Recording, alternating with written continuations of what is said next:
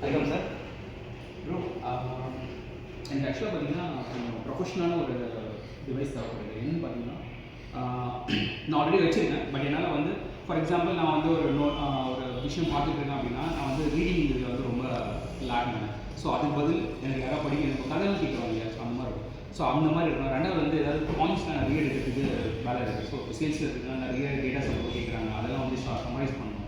அதேமாதிரி பார்த்தீங்கன்னா மெயிலும் கொஞ்சம் டீட்டெயிலாக இருக்காங்க. ஸோ இதெல்லாம் சேர்ந்து ஃபீச்சர்ஸோட இருக்காங்க. கண்டிப்பாக. ஆமாம்.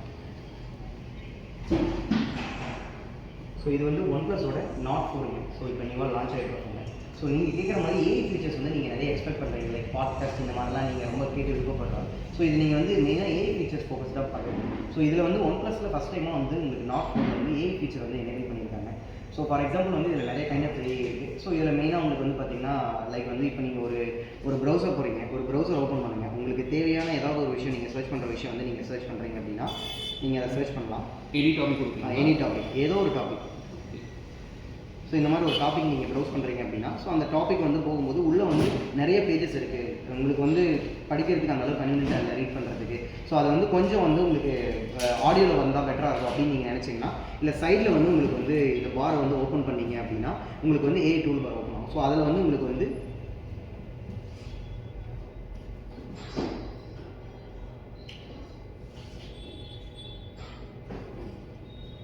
ஸோ இதில் வந்து ஏஐ ஸ்பீக்கிங் ஒரு ஆப்ஷன் இருக்கும். இதை டேப் பண்ணிங்க அப்படின்னா நீங்கள் என்ன பேஜில் இருக்கீங்களோ அந்த பேஜ் வந்து கம்ப்ளீட்டாக ஸ்கேன் ஆகிட்டு இந்த மாதிரி வந்து உங்களுக்கு வாய்ஸாக வந்து இது கன்வெர்ட் ஆகிடும், ஆடியோ ஃபார்மேட்டாக கன்வெர்ட் ஆகிடும்.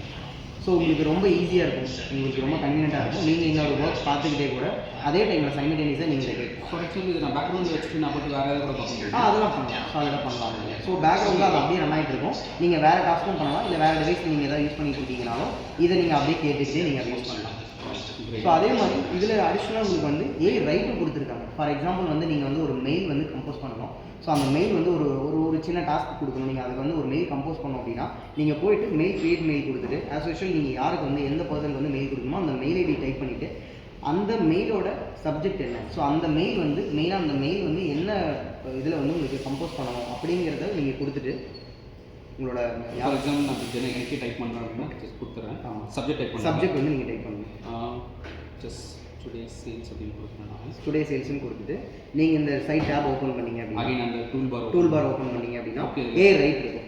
ஸோ ஏ ரைட் கொடுத்தீங்க அப்படின்னா இதில் வந்து உங்களுக்கு இந்த டேப் ஓப்பன் ஆகும். இதில் வந்து நீங்கள் மெயினாக என்ன சப்ஜெக்ட் என்ன ரிலேட்டடாக வந்து உங்களுக்கு மெயில் பண்ணணும் அவங்க கொடுத்த சப்ஜெக்ட் அதே கொடுத்துட்டு இதில் வந்து கீழே வந்து 3 சஜஷன்ஸ் உங்களுக்கு இருக்கும். So conscious, detailed and polite இருக்கும். ஸோ இது வந்து நீங்கள் என்ன டைப் ஆஃப் பர்சன், எந்த ரிலேட்டடான பர்சனலாக இல்லை ப்ரொஃபஷனலாக நீங்கள் எந்த மாதிரி மெயில் பண்ணுறீங்க, டீட்டெயிலாக வேணாலும் அனுப்பலாம், ப்ரொஃபஷனலாக ஜென்ரேட் கொடுத்தவொடனே ஆட்டோமேட்டிக். ஸோ அதை டேப் பண்ணிவிட்டு நீங்கள் ஜென்ரேட் கொடுத்துக்கலாம். ஸோ ஜென்ரேட் கொடுத்தீங்கன்னா ஆட்டோமேட்டிக்காக வந்து ஒரு மெயில் வந்து உங்களுக்கு கம்போஸ் ஆகும். ஸோ இதை அப்படியே நீங்கள் காப்பி பண்ணிவிட்டு டேரெக்டாக அப்படியே வந்து நீங்கள் பேஸ்ட் பண்ணி அந்த மெயிலை வந்து சென்ட் பண்ணிக்கலாம். ஸோ இதில் அப்படியே காப்பி பண்ணிவிட்டு அப்படியே பேஸ்ட் பண்ணி நீங்கள் வந்து இந்த மெயிலாகவும் சென்ட் பண்ணிக்கலாம்.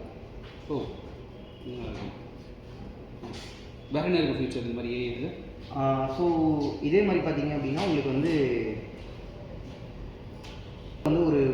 ஒரு ரிலேட்டடாக ஒரு டாக்குமெண்ட் மாதிரி நீங்கள் பார்த்துட்டு இருக்கீங்க. ஸோ இதில் வந்து உங்களுக்கு ஏதாவது வந்து ஷார்ட்கட்டாக உங்களுக்கு எடுத்து கொடுக்கணும். இதில் வந்து நிறைய வந்து பாயிண்ட்ஸ் இருக்குது. இவ்வளோ பாயிண்ட்ஸ் வந்து ரீட் பண்ண முடியாது, இல்லை இந்த பாயிண்ட்ஸ் வந்து உங்களால் சம்மரி பண்ணணும், ஒரு ஷார்ட் நோட்டாக வேணும், வந்து ஒரு ஈஸியாக வந்து இன்னொருத்தருக்கு வந்து புரியுற மாதிரி ஒரு ஷார்ட் நோட் நீங்கள் எடுக்கணும் அப்படின்னா ஸோ நீங்கள் எதை ப்ரௌஸ் பண்ணுறீங்களோ அதை ஓப்பன் பண்ணிவிட்டு அதில் வந்து உங்களுக்கு சைட் டேப் ஓப்பன் பண்ணிங்கன்னா டூல் பார் ஓப்பன் பண்ணிங்கன்னா டூல் பாரில் தான் வந்து ஆப்ஷன்ஸ். ஆமாம், டூல் பாரில் தான் உங்களுக்கு வந்து அந்த ஆப்ஷன் இருக்கும். ஸோ ஏஐ சம்மரி அப்படின்னு ஒரு ஆப்ஷன் இருக்கும், அதை ஓப்பன் பண்ணுங்கள். ஸோ சம்மரி கொடுக்குறீங்க அப்படின்னா அதே மாதிரி பேஜஸ் வந்து உங்களுக்கு ஸ்கேன் ஆகிட்டு அதில் இம்பார்ட்டண்டான மெயின் ஹைலைட் பாயிண்ட்ஸ் மட்டும் எடுத்து தனியாக வந்து உங்களுக்கு வந்து ஒரு சம்மரியாக கன்வெர்ட் பண்ணி கொடுக்கும். ஸோ அது இன்னும் ஈஸியாக கன்வீனியண்ட்டாக இருக்கும் உங்களுக்கு. ஸோ இதை அப்படியே காப்பி பண்ணி நீங்கள் அப்படியே பேஸ்ட் பண்ணுறது இல்லை சென்ட் பண்ணுறது அது எல்லாமே நீங்கள் பண்ணிக்கலாம். Very good super.